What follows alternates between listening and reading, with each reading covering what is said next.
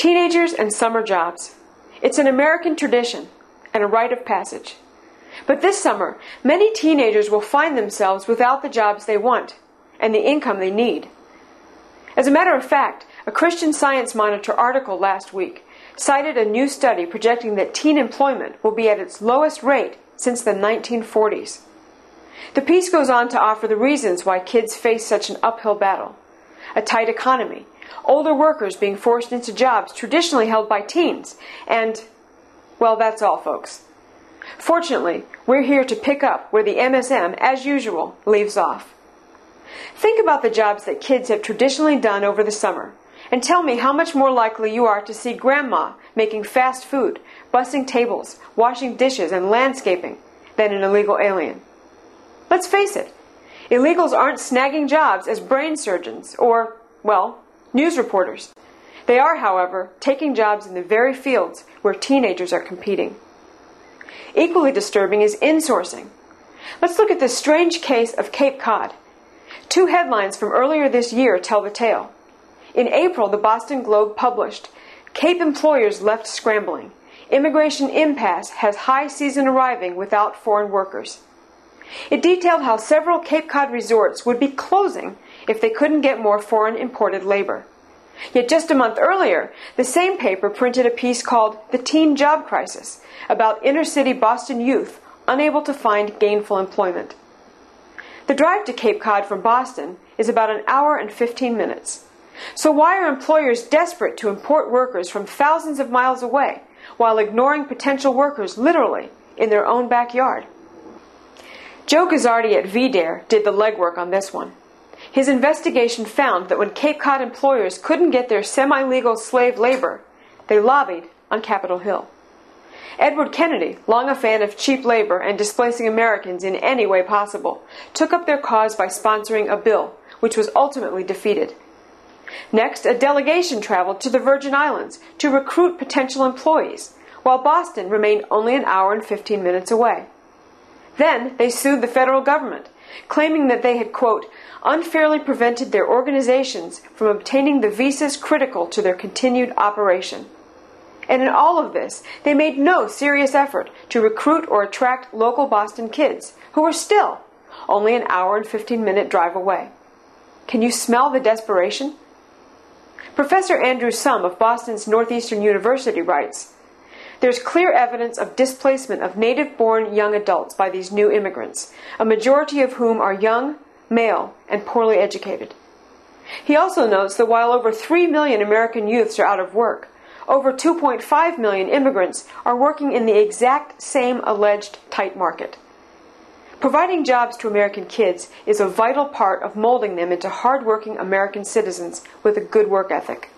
It's a tradition that has helped mold our country into the land of opportunity. What exactly are we sowing for the future if American businesses are willing to screw American kids to make a buck or two in unethical profits?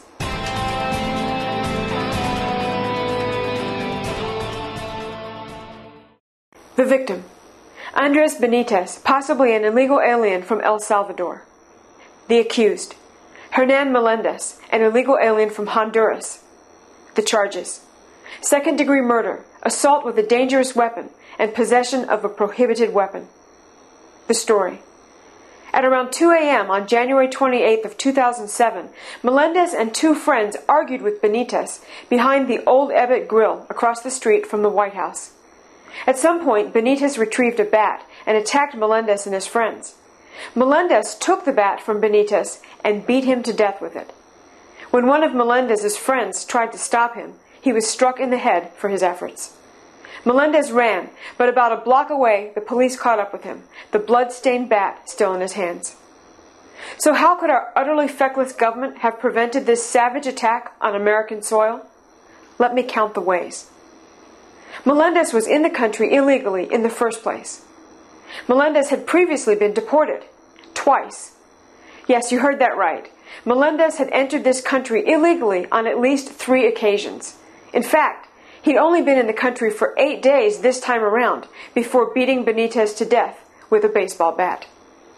Of course, if our government at any level and at any point in time had been doing its job, getting and keeping illegal aliens out of our country, Melendez wouldn't have been here in the first, second, or third place to savagely murder Benitez on American soil. And that makes this crime what? 100% preventable.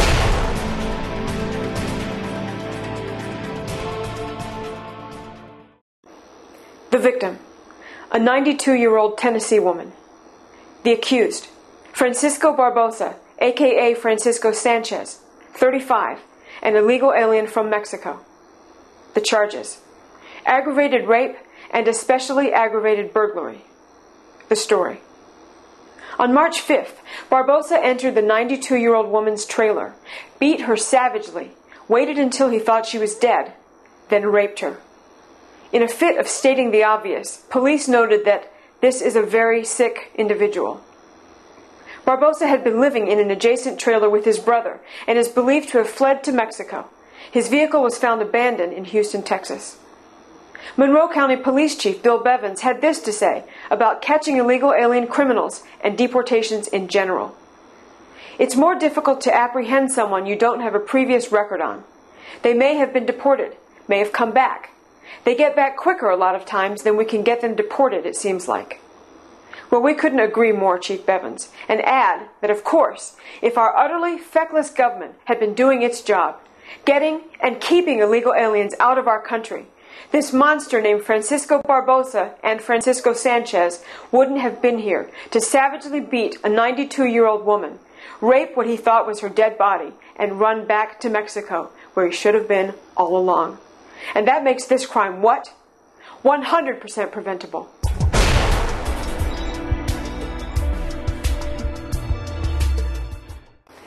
Back in 2005, Scott and Tina Gardner of North Carolina were headed for a day at the beach with their two small children when their car was hit by a drunk driver.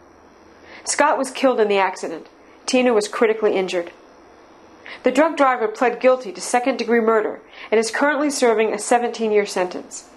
He is an illegal alien, and in the 5 years leading up to the accident, he was arrested 5 times for impaired driving. A recent Charlotte Observer article followed up on this tragic 100% preventable story by interviewing Tina's dad, Willie Jackson. He and Tina's mother are raising the Gardner children, now 4 and 8 years old. Tina lives 11 miles away in a nursing center where her mom visits her every morning, and Willie goes before and after his job with the Department of Defense. Tina can't walk or talk and remains on a feeding tube, but he says she recognizes her kids on good days. The reporter referred to the fact that the tragedy his family suffered has sparked debate about illegal immigrants and asked if he's involved in this issue. Mr. Jackson's response? No, I don't have time. I got the 2 kids and my daughter. I don't have the time. If I had the time, I would be. Well, our time is yours, Mr. Jackson. It's yours, and it's Tina's, and it's your entire family's. It's for every family that has been devastated by a crime that could have been prevented by our government enforcing our immigration laws. If anyone ever wonders why we give our time and resources to do this show every week and to blog on this issue every day, it's for Willie Jackson. It's for all the Willie Jacksons.